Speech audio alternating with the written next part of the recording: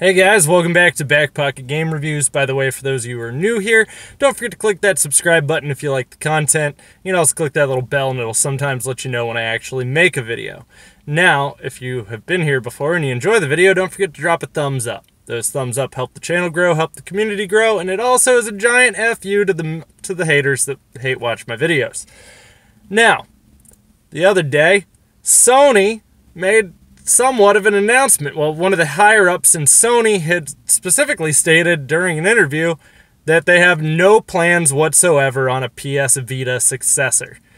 Some people were a little shocked by this because, they had the PSP, then the PS Vita, and now they're just going to have nothing. Well, Sony had actually stated that they feel that the handheld market is essentially dead outside of Japan. The interesting part to this is they said outside of Japan, and they cited that mobile gaming has essentially been the big influx to kill off handheld gaming. Now, on stats alone, if we were to look at the Nintendo Switch or the 3DS, both of those sold very well. The 3DS is around 30 million units. I believe the PS Vita only sold around 10 million units. So it sold about as well as a Wii U. They kind of said that it was the market's fault, but honestly, if you're looking at the PS Vita, no one really is to blame here except for Sony. Sony eventually just pretty early in the Vita's life kind of stopped supporting it. You didn't really get a lot of first-party big title releases out of Sony pretty early on into the Vita's life. The Vita had a lot of potential, and Sony did a lot of stuff to kind of slow down that potential, at least in my eyes. And I do understand that it did see a decent fan following in the US. I know a lot of people still actually play their Vita and like their Vita, and it did have a lot of niche games that you wouldn't really find other than on the Vita. But the thing you have to really kind of keep in mind and kind of look at with when you're talking about this is Sony didn't help the Vita. There's a lot of things Sony did that really slowed the Vita sales and really only hurt the Vita. A lot of people are complaining saying the Switch had, they used SD memory. Oh, why would you use micro SD? Well, micro SD is extremely cheap.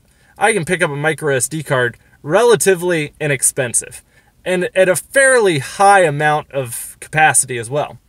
But when you looked at the PS Vita, they used PS Vita memory, which was a proprietary memory that Sony made, and it was only used for the PlayStation Vita. Their prices were insanely high. A 32 gig card was almost, I believe it was like $70 to get a 32 gig card for the PS Vita. So, I mean, that alone didn't necessarily really help the Vita's life. And then you mix that in with not really getting a lot of first-party games or just the support that Sony really lacked. And, I mean, if you're not going to really push it, it becomes harder for you to really want to get third-party developers on par with your game or with your system. If I'm not supporting my device, why would I, as a third-party developer, support your device? And I think that was the biggest issue, and I think Sony was just kind of pushing blame off. At least personally. I mean, obviously, handheld market still does very well here in the US. So I don't agree with Sony on this. I think that they're the reason why the PS Vita didn't do well. So that's me personally. A lot of you might feel differently about this topic. But, I mean, even in terms of advertising, Sony didn't do well with that. And then they also tried to push AT&T data plans with the 3G model. I think they should have really never made a 3G model, because when you have consumers and they see the internet model, they're going to think that that's all models require that for the service to actually function or do well. But it wasn't. They had Wi-Fi models that you could use your own hotspot on your phone, or you could connect just to Wi-Fi. Even the 3G model would allow you to connect to Wi-Fi. But when you're pushing one item, it's just sort of like when you have the new 3DS. A lot of consumers got confused about that. Or even when the Wii U came out, people didn't necessarily understand that it was its own device or a separate device. They thought it was an attachment for the Wii. So, again, that was kind of another marketing blunder that I feel Sony really made with that. And I feel they had a lot of good points and good things that they tried to do with the crossplay and everything like that.